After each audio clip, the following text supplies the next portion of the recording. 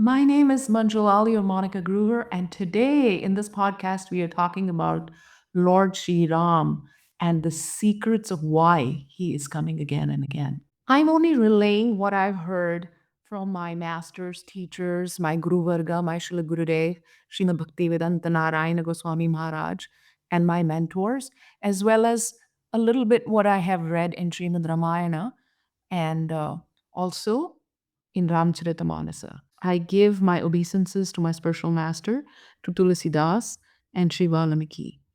Let's get started.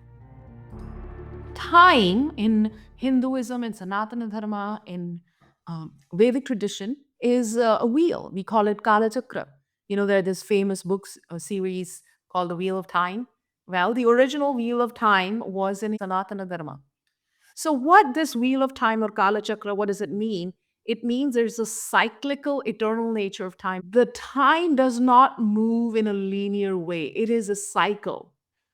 And time, in fact, there's a personified time, there's a deity of time also, has no beginning and end.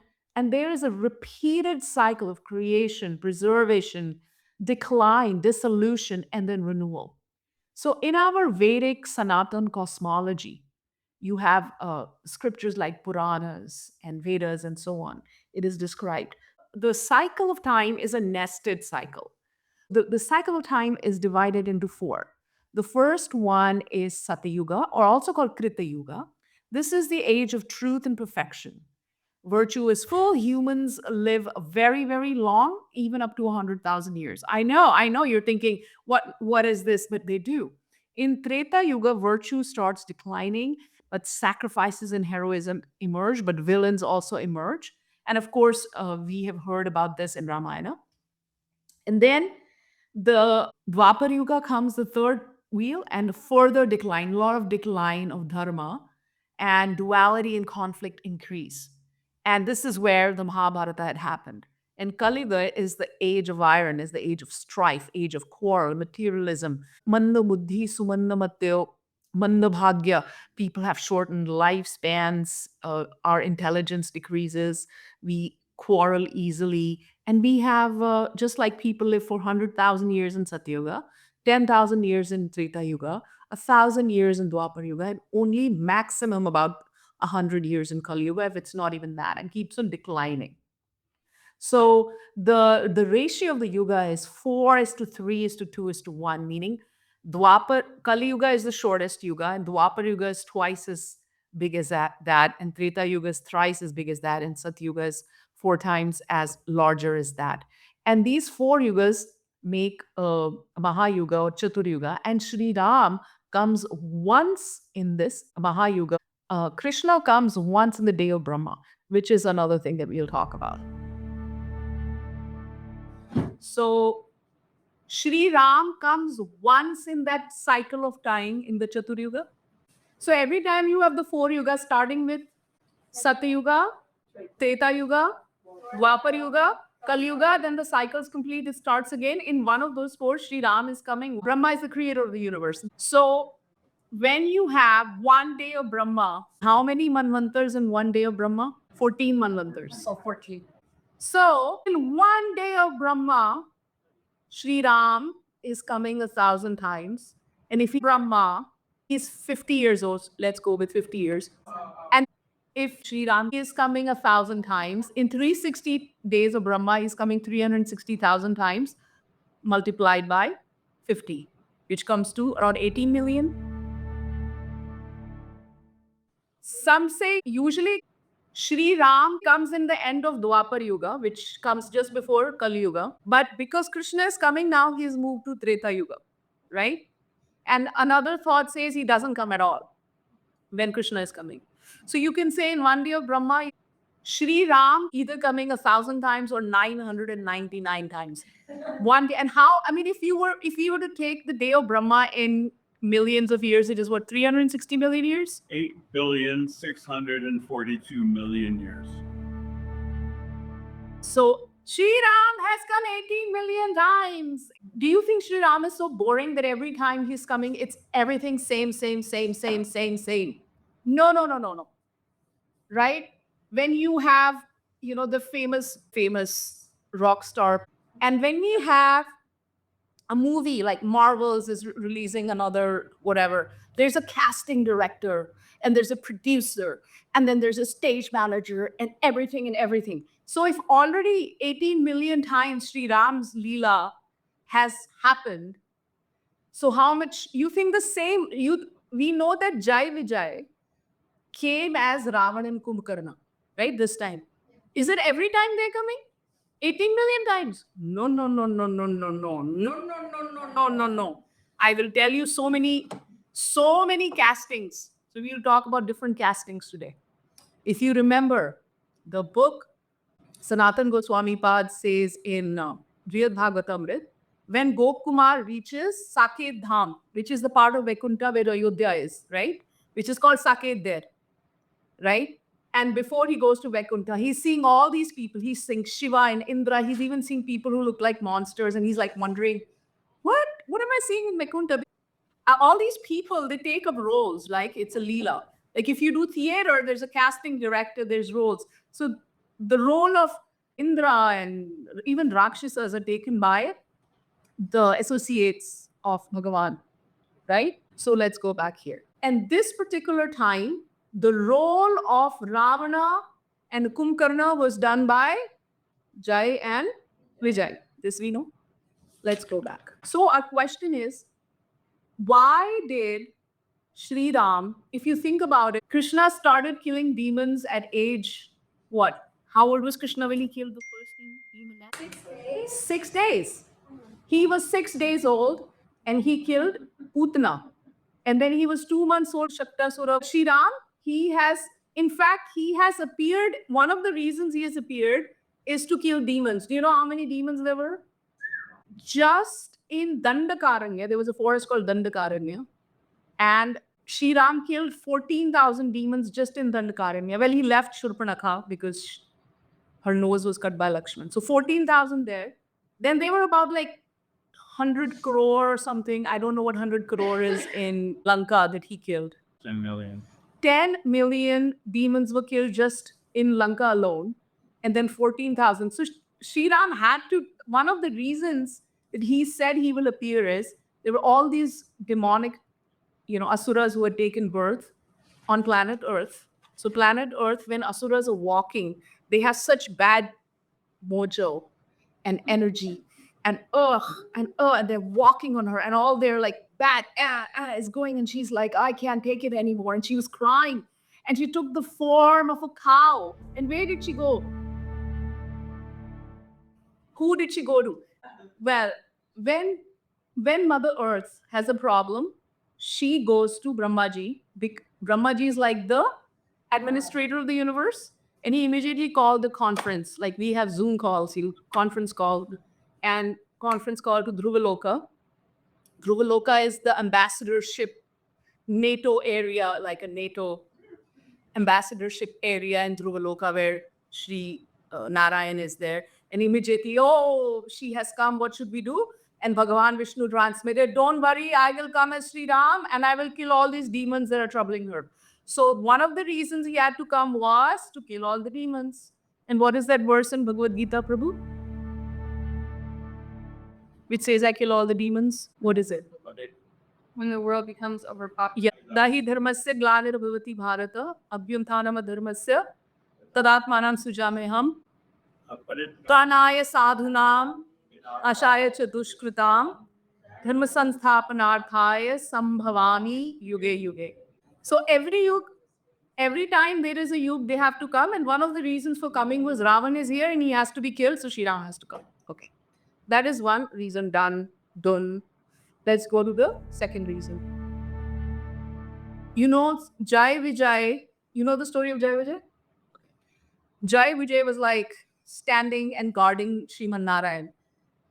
Balaji, you thought about why Sriman Narayan, Bhagavan Vishnu needs guarding? Does Lord Narayan need to guard everybody else or he needs guarding? So Jai Vijay were guarding Lord Narayan. Why are they guarding? It is just like sometimes he is sleeping or he needs privacy and it's Vaikuntha. There are all these rules and regulations and Maryada there, right? So of course the Chatushnan, what are the four, 5-year-old, 6-year-old sadhu Sanak, Sanandan, Sanatan, and Sanat Kumar. They are 5-year guys, but they're millions of years old. So they went, and they're butt naked. Yes. They always want to be pure and like children. They gave a curse to Jai Vijay. And then Lord Narayan came out. And then it was so you can either come as bhakta, devotee, for how many? 7 times, or you can come as villain, not just villain, super villain, super villain. When I was a kid, I used to read Spider-Man comics. So for me, the super villain was like all the Spider-Man super villains. So yes, the first time they have come as Hiranyaksha and Hiranyakashipu. So and the third time, Krishna killed Dantavakra and Shishupal. And the second time, they have to come as Ravan and Kumbhakarna. They've also taken the role this time. Remember, 18 million times this has happened, right? So every time somebody else will take up the role. So this time they have taken up the role of being the super villains. Otherwise, who's God going to fight with? I mean, seriously, who's God going to fight with?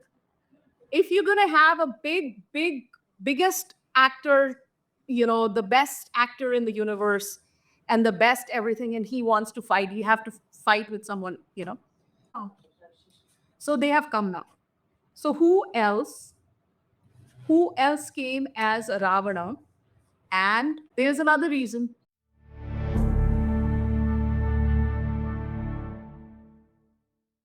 There were a couple of abhishaps, couple of curses given. For that, Sri Ram had to come. Do you remember anyone who gave any curse to Bhagavan Vishnu? Yes, Sri Narad Muni. Yes. Once Narad Muni was doing tapasya, and when he was doing tapasya, I don't know what happens to people in Indralok. They will instantly send Kamadev or send Apsara or something like that. I don't know, they get scared. And Kamadev was sent, but it did not disturb Narad Muni. And he said, "Oh, I have conquered Maya." He immediately went to Brahmaji and said, "I have conquered Maya." Brahmaji said, "Son, don't tell anyone else." "Oh, father, I will not tell anyone else." He instantly went to Shankarji, Shivaji, and said, "Oh, Mahadev, I have conquered Maya. You got so disturbed by Kamadev that you bhasma kar diya. Burn him to ash. And look at me, I conquered Maya." Yes. And Shankarji said, "Hey, Narad Muni, it is okay. Whatever you do, do not tell this to Narayan." And Narad Muni said, "Don't worry, Mahadev. I will not tell this to Narayan." And what does he do? He immediately goes to Narayan and tells him. And Narayan says, "Oh, very good, very good. You are already a bhakta. You are already a devotee. So you should not be surprised." But Gurudev was saying in the lecture, this is Gurudev's lecture. Oh, Narayan is thinking, I have to do some surgery of his mind.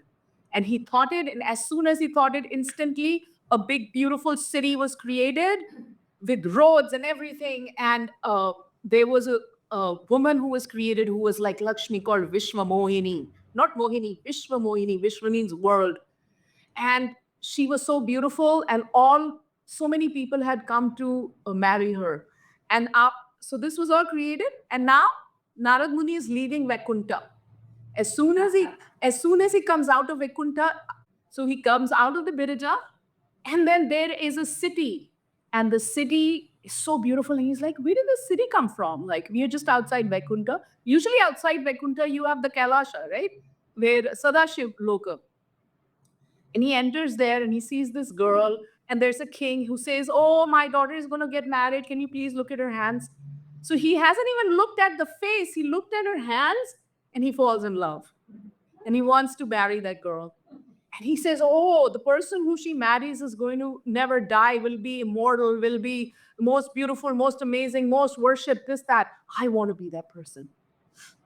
So he quickly, and then the king says, "Well, there is a swamvar." Swamvar means the daughter will herself choose a husband. Everyone will be standing there, and she will put flower garland on her husband. So Narad Muni goes to Narayan. "Hey, Narayan, I never ask you for anything. I want to marry this girl. I've fallen in love. Can you please give me the face of Hari?" And Narayan says, yes, Tathastu, let you have the face of Hari. Hari means Oh no. monkey. You knew that?